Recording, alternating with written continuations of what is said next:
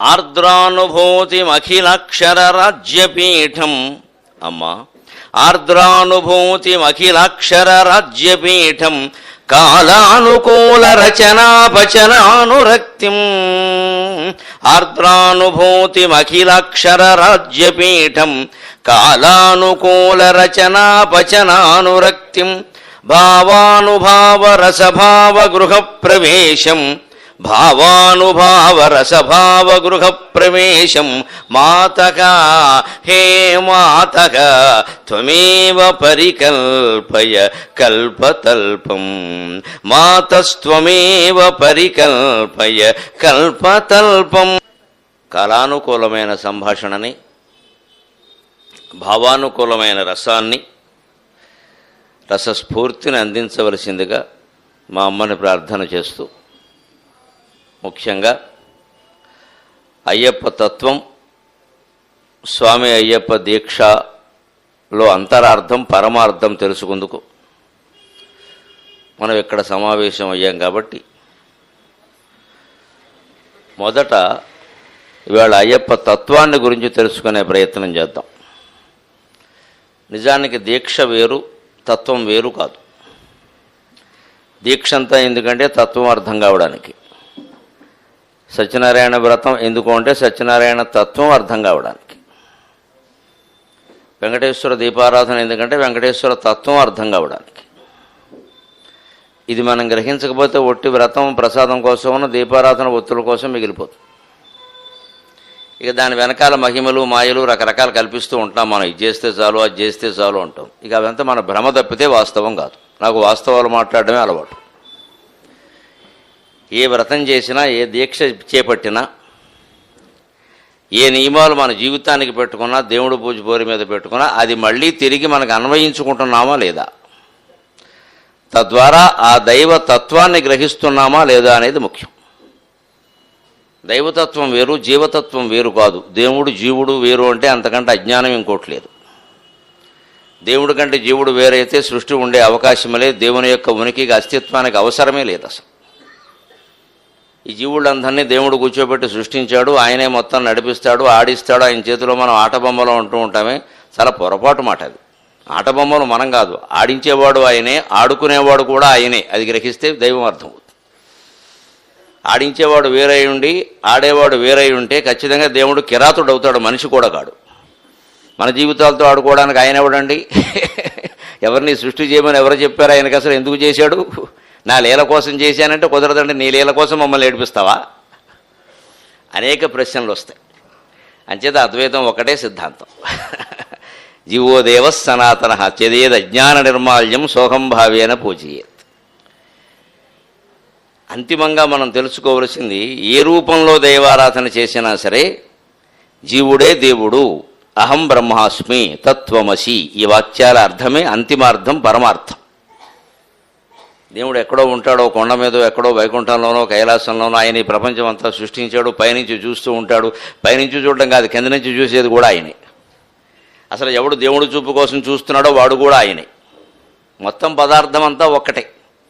అది అనేక రూపాలు ధరించి తానే ఆడుకుంటోంది తప్ప ఆడించేవాడు వేరే, ఆడేవాడు వేరే లేరు ఇక్కడ.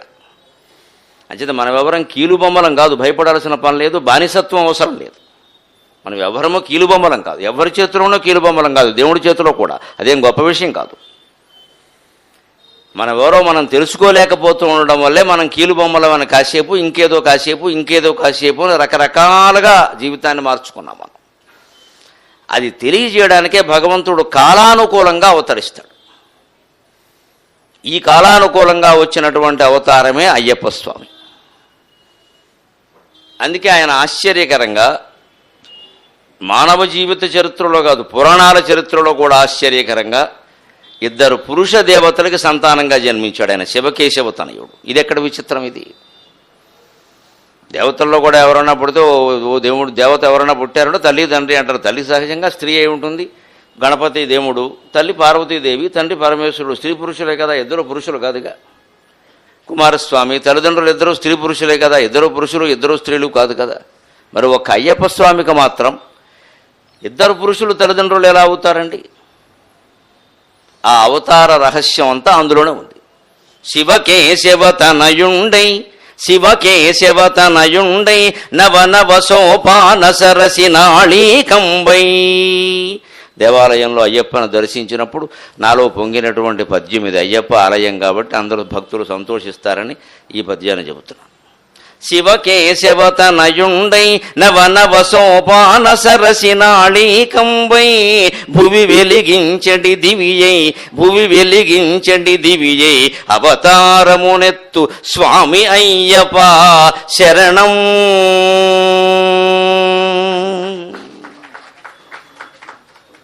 శివకేశవతనయుండై నవనవ సోపాన సరసి నాళీకంబై భువి వెలిగించడి దివియై భువి వెలిగించడి దివియై అవతారమునెత్తు స్వామి అయ్యప్ప శరణం. శివకేశవులకు తనయుడుగా ఆయన ఎందుకు జన్మించాడు అంటే భగవంతుని యొక్క తత్వంలో భగవంతుని యొక్క శక్తికి సమర్థతకి సాధ్యం కాని పని అనేది ఉండదు. అక్కడ పురుషులకి సంతానం కలుగుతుంది, కేవలం పురుషుడికి కలుగుతుంది, కేవలం స్త్రీకి కలుగుతుంది, ఇద్దరు పురుషులకి కలుగుతుంది, ఇద్దరు స్త్రీలకి కలుగుతుంది, ఎవ్వరూ లేకుండానూ కలుగుతుంది. మానవ శరీరాలు ఇతర జీవుల శరీరాలు వేరు, భగవంతుడు ధరించినటువంటి శరీరం వేరు, భగవత్ సంకల్పం వేరు. ఘటనాఘటన సమర్థుడు అంటారు భగవంతుడు. అందుకనే దేవీ భాగవతంలో అయితే కర్తుం అకర్తుం అన్యథా కర్తుం అంటారు. మన ముందున్న మహిషాసురమర్దిని అమ్మవారిని ఏమంటారు అంటే కర్తుం అకర్తుం అన్యథా కర్తుం.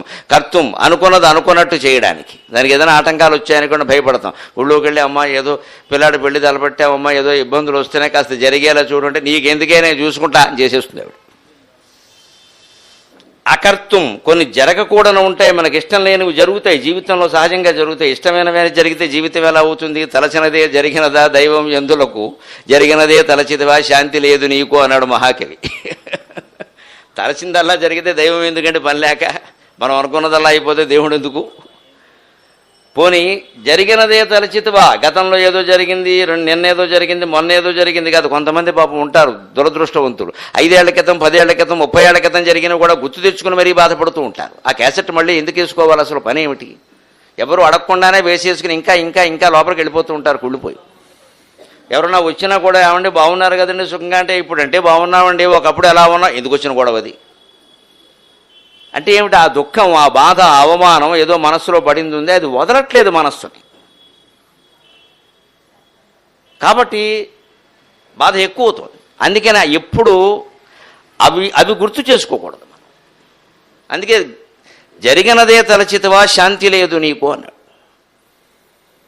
అందుకే మన ఆలయ వ్యవస్థ మానవ జీవితంలో అనేక రకాల కష్టసుఖాలు అవకతవకలు ఉంటాయి. కాబట్టి కాస్త ఎప్పుడు మనస్సుకు అలా అనిపించినా సరే మన పూజా మందిరంలోకే మనం వెళ్ళి అమ్మా ఇదిగో నేను చిత్తశుద్ధితో ప్రయత్నం చేస్తున్నానమ్మా కానీ పని జరగడం లేదు అంటే కర్తం ఆ పని చేయిస్తుంది ఆవిడ. ఇది ఏదో జరిగి నా కొంప ముంచేలా ఉందమ్మా, నా సంసారం ఆరిపోయేలా ఉందమ్మా అని భగవంతుని ప్రార్థిస్తే, అమ్మవారిని ప్రార్థిస్తే అది జరగకుండా చేస్తుంది. కేవలం భక్తుల కోసమే, కేవలం ప్రార్థన కోసమే. అందరికీ చెయ్యరు, అందులో అనుమానం ఇలా. అడగందే అమ్మైనా పెట్టదు, అమ్మవారైనా అంతే.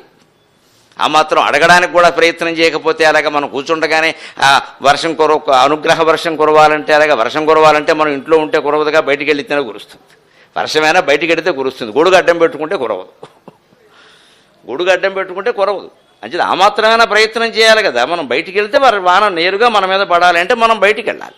అనుగ్రహ వర్షమైనా అంతే. ఆ మాత్రం నమస్కారం కూడా చేయకుండా, ప్రార్థన కూడా చేయకుండా ఏదో ఆకో పువ్వు అక్కడ పెట్టుకున్నా ఇంతకంటే విజయలేనమ్మా అని ఒక మాటైనా అనుకుంటే ఎలా కురిసేస్తుంది అనుగ్రహ వర్షం? అలా అయితే లోకం అందరి మీద కురవాలి ఏ ప్రయత్నం లేకుండా. అది ఆ ప్రయత్నమే ప్రార్థన. అలాగే అకర్తం, ఇది జరిగితే నా కొంపలు అంటుకుపోతాయమ్మా, నాకు చాలా ఇబ్బంది ఇది, కానీ జరిగేటట్టుందమ్మా, నా ప్రయత్నంతో నేను దీన్ని ఆపలేకపోతున్నాను, నువ్వే దయ తల్లి, నువ్వే కాపాడుతావు అంటే తప్పకుండా అకర్తం, అది జరగకుండా చేస్తుంది.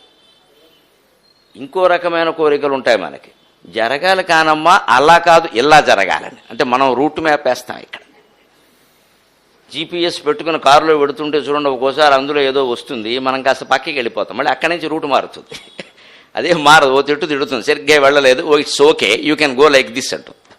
నేను చెప్పినట్టుగా నువ్వు వెళ్ళలేదు విరమోహం, అందుకని ఫోన్లే వెళ్ళావు, సరే నీ మీద నాకు జాలి, అందుకని ఇక నుంచి చెబుతున్నాను మళ్ళీ మ్యాప్ వేస్తాం. జీపీఎస్కి మన మీద జాలి ఉంటే అఖిలాండ కోటి బ్రహ్మాండ నాయకుడికి జాలి ఉండదు. అందుకని మనం ఏదో జరిగిందమ్మా జరగాలి, కానీ ఇలా కాదు అలా జరగాలి అంటే అలాగే జరిగేలా చేస్తుంది. జరగడమే కదా కావాల్సింది, ఇలా కాదు అలా జరగాలి అంతే కదా, మంచిది అలాగే జరిపిస్తుంది. ప్రార్థన ఎప్పుడూ అంత బలీయమై, ప్రార్థన మనస్సులోంచి వస్తుంది. మాట రూపంలో వచ్చిన మాట వచ్చేది మనస్సులోనే కదా, మాట వచ్చేది మనస్సులోంచే కదా. అంటే మనస్సు పెట్టకుండా ప్రార్థన ఎలా చేస్తాం? మనం చాలా విచిత్రమైన మనుషులం. మన మనస్సు లగ్నం కాకుండానే బోల్డు దండకాలు చదివేస్తూ ఉంటాం, బోల్డు సహస్రనామాలు చదివేస్తూ ఉంటాం. మొత్తం లలితా సహస్రం చదువుతుంటే మన దృష్టి అంతా ఎక్కడుందంటే చైతన్యార్జ్య సమారాజ్య అది వస్తే దగ్గరికి వచ్చినట్టు అయిపోతుంది. ఇంకా విష్ణు సహస్రం చదువుతున్నాం, సహస్రార్చి సప్తజ, అమ్మయ్య ఇంకా 4 శ్లోకాలు అయిపోయినట్టే, బెందరాళ్ళే వండేసుకోవచ్చు, తినేయచ్చు. అందులో మళ్ళీ 10 పారాయణలు 20 పారాయణలు లెక్కలెట్టుకున్నాం అనుకోండి, ఇంకా పూర్తిగా మనస్సు ఆ లెక్క మీదే ఉంటుంది. ఇంకా ఇప్పుడు 1 అయింది, 2 అయింది, ఇంకా 2 అయితే ఈ అయితే అని అడుగునే కంటే మొత్తం మానేయడం మంచిది. అనాసక్తిగా ఏ పనైనా చేయడం కంటే మొత్తం మానేయడమే మంచిది. ఈ అనాసక్తి మనస్సుకు ఎందుకు వస్తుంది అంటే మనం భారం పెంచేసుకున్నాం దాన్ని. బండిల్ ఆఫ్ వర్క్ అంటే చూడండి, ధాన్యం బస్తాల బండి మీద వేసినట్టుగా మనం చేస్తున్నాం పారాయణ అనేది. ఇది 100 సార్లు చేయాలి, 100 మంది చేయాలి, 100 రోజులు చేయాలి, 100 ఇది సినిమా శతదినోత్సవం అవుతుంది, పారాయణ కాదు ఇది. ఈ లెక్కలు వేసుకున్నాం మనం. ఇంకా రాని వాళ్ళని చెప్పించాం, వాళ్ళు రారమ్మా, వాళ్ళు అదో రకం, ఇవి వచ్చినప్పుడు 2వ రకం, దానికేముంది? అసలు మనకి మనం రావడం కంటే రాని వాళ్ళని ఏదో అనడం మీద ఉంది మన దృష్టి. వాళ్ళు రారమ్మా అంటాం, ఇదేదో పెద్ద గొప్ప విషయం కింద భావించడం, రాని వాళ్ళని ఏదో అంటాం. అక్కడి నుంచి ఆవిడ అంతకంటే నన్ను సరిగ్గా పిలవలేదు, అదొకటి. ఇన్ని అహంకారాలు ఉన్నాక ఇంకా పారాయణ అనవసరం. నన్ను సరిగ్గా పిలవలేదు, ఆవిడ పిలవాలి ఎందుకని మనం ఇన్ని ఉన్నాక అనవసరం. ఇంకా అక్కడ ఒక కార్యక్రమం జరుగుతుంది, మనకి ఇష్టమైతే వెళ్ళడం, లేకపోతే లేదు. ఒకరు పిలవడం ఏంటి? దేవుడి పెళ్ళికి అందరూ పెద్దలే అంటారు. దేవుడి పెళ్ళికి ఎవరిని పిలవలేదని అనుకోకూడదు. పెడితే నీకేమొచ్చింది, వెళ్ళకపోతే నీకేమొచ్చింది, ఊరుకో అంతే. ఆ మనస్సు లగ్నం కావాలి అంటే ఈ షరతులు ఉండకూడదండి ఎప్పుడు కూడా. ఈ ఇన్నిసార్లు చేయడం, ఇలా చేయడం, ఈ పద్ధతులు, ఈ నియమాలు నిష్టలు అనేవి ఉన్నాయి, ఇవి ఇబ్బంది పడతాయి. కానీ అదే నియమాలు అదే నిష్టలు మన మనస్సు క్రమశిక్షణ కలిగిస్తాయి. ఈ అంకెలు కాదు. అయ్యప్ప దీక్షలో ఉండే నియమాలు లాంటివి ఉన్నాయే, ఇది అయితే కానీ నేను అన్నం తిన్నాం, ఇది ఇలాగే కూర్చుంటా, పొద్దున స్నానం చేసి ఈ బట్ట కట్టుకుని ఇలా చేస్తా, నేల మీదే పడుకుంటా, బ్రహ్మచర్యం పాటిస్తా, 1 పూటే తింటా, 2వ పూట ఏవో పళ్ళు తింటా లేదా పాలు తాగుతా, ఈ నియమాలు ఉన్నాయే మన క్రమశిక్షణకి, మన ఆరోగ్యానికి కూడా పనికొస్తాయి. అందుకే కలికాలంలో చాలామందికి ఇంద్రియ నిగ్రహం ఉండదు. కాబట్టి స్వామి శివకేశవ తనయుడై ఆవిర్భవించి 40 రోజుల దీక్ష పేరు మీద ఇంద్రియ నిగ్రహం ఎలా ఉండాలో నేర్పుతున్నాడు మనకి. అయ్యప్ప దీక్షలో మొదటి రహస్యమే అది, మూల రహస్యమే అది. ఇంద్రియ నిగ్రహం అనే దీక్ష చేపట్టిన వాళ్ళు, చేపట్టని వాళ్ళు కూడా దీక్ష అనే ప్రధానమైన విషయం కాదు. ఈ ఇంద్రియ నిగ్రహం మనకుందా? నేల మీద పడుకోవడం, చెప్పులు కూడా లేకుండా ఉండడం, ఎంత దూరమైనా అలాగే ఉండడం, బ్రహ్మచర్యం పాటించడం, గృహస్థులై అయి ఉండి కూడా అటు వారికి ఇబ్బంది, ఇటు వీరికి ఇబ్బంది. ఎక్కడో దూరం యాత్రకి వెళ్ళడం, మళ్ళీ అందులో కూడా ఈ మధ్య మహాపాదయాత్ర అని మొదలుపెట్టారు. ఇంకా హైదరాబాద్ నుంచి అక్కడ వరకు నడకే, ఎంత కష్టం అది. అయినా చేస్తున్నారు, దానికి తగిన ఏవో ఏర్పాట్లు చేస్తున్నారు. ఎంతైనా కష్టమే కదా. మధ్యలో ఎన్ని ఏర్పాట్లు చేయడం, నడిచి వెళ్ళడం అనేది చాలా కష్టం. వీటి వల్ల మనకు మనస్సులో కలిగే ఒక భావన ఏమిటి అంటే, ఇంత క్లిష్టమైన పని నేను చెయ్యగలిగాను కదా, ఈ బోడి జీవితాన్ని నేను ఎదిరించలేనా, ఈ సమస్యలకి ఎంత భయపడాలా, ఇది అనిపిస్తుంది. కార్తీక మాసంలోనూ మార్గశిర మాసంలోనూ భయంకరంగా చలి, పర్వతాలను కూడా వణికించేంత చలి ఉన్న రోజుల్లో 4 గంటలకు లేచి స్వామియే అని చెప్పి నేను స్నానం చేసేసాను కదా. కొడుకో కూతురో అల్లుడో కొమ్మో ఎవరో నన్ను బెదిరిస్తే నేను బెదరాలా? ఆ చలికి తట్టుకున్నవాడిని దీన్ని తట్టుకోలేను, నేను బెదిరించలేను. ఆ మాత్రం ఎవరైనా సరే. ఇవాళ మన జీవితాలు ఎలా ఉన్నాయంటే 10 సంవత్సరాల వయస్సు వచ్చే వరకు కొడుకు మనకి భయపడతాడు. వీడి ఇల్లు బంగారంగానే వాడికి 20 ఏళ్ళు వచ్చాక వాడికి మనం భయపడుతున్నాం. వాడేం చేస్తాడు? మన భయం అలా ఉంది పరిస్థితి. ఎందుకంటే పరువు, ప్రతిష్ట. ఈ భయాలను తొలగింపజేసేదే దీక్ష, ఈ భయాలను తొలగింపజేసేదే భగవద్భక్తి. అది కాలానుకూలంగా ఈ కాలంలో చాలా మనస్సులో బలహీనతలు ఎక్కువ. కృతయుగంలో ఇన్ని బలహీనతలు ఉండవు, త్రేతాయుగంలో కూడా ఉండవు, ద్వాపర యుగంలో కూడా ఉండవు, ఈ యుగంలోనే ఎక్కువ. కృతయుగం అంటే రెడీమేడ్. కృతయుగం దాని పేరే కృతయుగం, రెడీమేడ్, తయారైపోయింది. తయారైన మనుషులు వాళ్ళందరూ వైకుంఠంలోనో కైలాసంలోనో తయారై కిందకు వచ్చారు, సుఖంగా ఉంటారు. వాళ్ళకి అసలు మనసులో ఆలోచన రానే రాదు. అందుకని కృతయుగంలో ఎలా ఉంటుంది? నా రాజ్యం నైవ రాజాసీత్ దాండ్యో నచ దాండిక ధర్మేణైవ ప్రజా సర్వా రక్షంతి స్వపరస్పరం అని ఉంటుంది. నా రాజ్యం అనేది ఉండదు, ప్రత్యేకంగా అవసరం లేదు. నైవ రాజాసీత్, ఎవరు ప్రత్యేకించి పరిపాలించాల్సిన అవసరం లేదు. 5 ఏళ్లకోసారి ఎన్నికల ముందు సర్వే ఫలితాలు, ఎగ్జిట్ పోల్స్, స్పెషల్ పోల్స్ అన్నీ ఉండవు, ఇంకా ఏమీ ఉండవు అసలు. రాజ్యమే లేదు, రాజు లేడు, పరిపాలకుడు అవసరం. ఎందుకంటే ప్రజలందరూ ధర్మేణైవ ప్రజాసర్వ రక్షంతి స్వ పరస్పరం. ఒకరి ఆస్తి ఒకరు ఆక్రమించినప్పుడు, ఒకరిని అన్యాయంగా మరొకరు ఎవరు దూషించినప్పుడు ప్రభుత్వం పని ఏమిటండి అసలు? ప్రభుత్వం ఎందుకు? అందరికీ వచ్చేటువంటి సామాన్యమైనటువంటి కష్టాలు ఏమి ఉంటాయో వాటిని తీర్చడానికి కదా. అందరికీ అవసరాలు కొన్ని ఉంటాయి. రోడ్డు అనేది ఉంది, నీ అవసరం నా అవసరం కదా, అలాగని నీకు నాకు అవసరమే. ప్రత్యేకంగా నీకు అవసరం లేదు రోడ్డు మీద మనం ఎవరం పడుకోం, కానీ నడవడానికి నీకు కావాలి, రోడ్డు నాకు కావాలి. నేను రోడ్డు ఏమంటే నువ్వేమంటావు, నేనెందుకు వేయాలి, నేను ఒక్కడనే నడిచానా అంటావు. నన్ను ఏమంటే నేనెందుకు వేస్తాను, నేను ఒక్కడనే నడిచానా, ఊళ్ళో అందరూ నడవట్ల. అంచేది ఊళ్ళో అందరికీ ఉపయోగపడేది ఒకటి ఉండాలి కదా, ఊరందరికీ సంబంధించింది అదే పంచాయతీ. ఇక అది దాటితే జిల్లా పరిషత్తు, అది దాటితే రాష్ట్రం, అది దాటితే కేంద్రం. అంతకంటే ఏముంది ప్రభుత్వం లేకపోతే ఎందుకు? కృతయుగంలో ఈ పని ఉండదు. ఎందుకంటే ఇంటి ముందు దారి వేయడానికి, దానికోసం త్యాగాలు చేయడానికి అందరూ సిద్ధంగా ఉంటారు. ఆ మనుషుల తత్వం అది. అదే త్రేతాయుగం దగ్గరికి వచ్చేసరికి ఓ పావలా అధర్మం, ముప్పావలా అధర్మం కింద తయారవుతుంది రామచంద్రమూర్తి కాలం. ఇంకా ద్వాపర యుగంలోకి వచ్చేసరికి సగం అయిపోతుంది. ఈ కాలంలోకి వచ్చేసరికి ఏమవుతుందంటే పావలాయే ధర్మం, ముప్పావలా కూడా ఆ మొత్తం అధర్మం. ఈ మధ్య ఆ పావలా కూడా అనుమానంగా ఉంది, 10 పైసలకి తగ్గిందేమో అని వార్తలు వస్తున్నాయి. అసలు పావలా కూడా ఉందా అని.